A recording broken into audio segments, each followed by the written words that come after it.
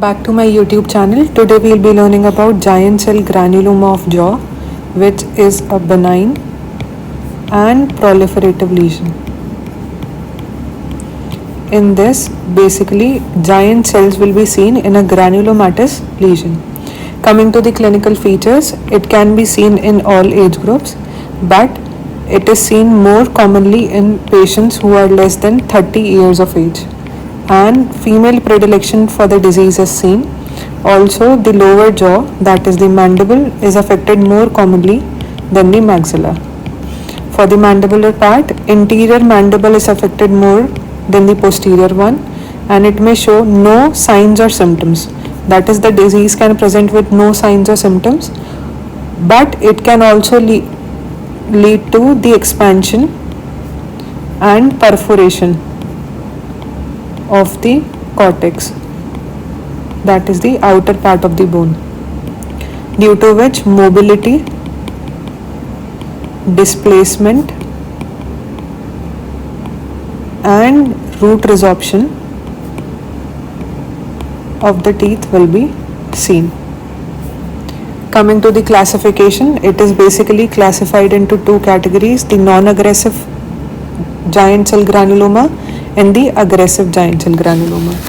For the non-aggressive one, it is slow growing and it is also doesn't show any kind of root resorption. Cortical perforation is not seen and it is not associated with any pain, and it often shows new bone formation. While the aggressive giant cell granuloma grow quickly, it shows root resorption, cortical perforation is seen, excessive pain is noticed or observed, and new bone formation is not seen. Now coming to the radiographic feature. For the radiographic, it is a destructive lesion. So for any destructive lesion, we know that radiolucency will be seen. With this radiolucency, it can be smooth or ragged borders.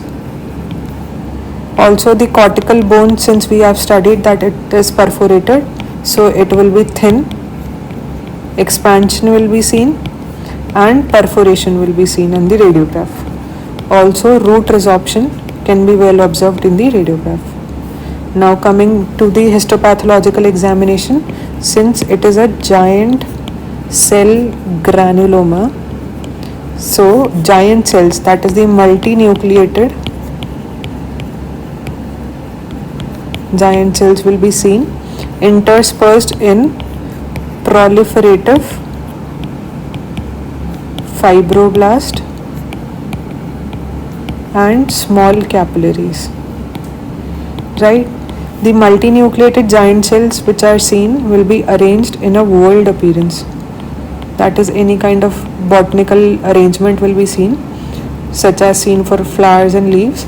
So whorled appearance will be observed for the group of fibers, the collagen fibers which are seen. Now coming to the treatment part of the disease, we are having three treatment modalities. First is the curettage or the surgical excision. Next one comes the calcitonin. It can be given by subcutaneous injections or it can be given by nasal spray. Right? So we have curettage and surgical excision, calcitonin therapy. Third one is the intralesional steroid injections. To summarize, we have studied that giant cell granuloma, it is a benign and proliferative lesion. It can affect all age groups. More predilection is for less than 30 years and more common in female than the male. Also, the mandible is affected more commonly than the maxilla. Next, we have studied the classification, the aggressive and non-aggressive. Third, we studied the radiographic finding, then the histopathological examination and the treatment part. Thank you for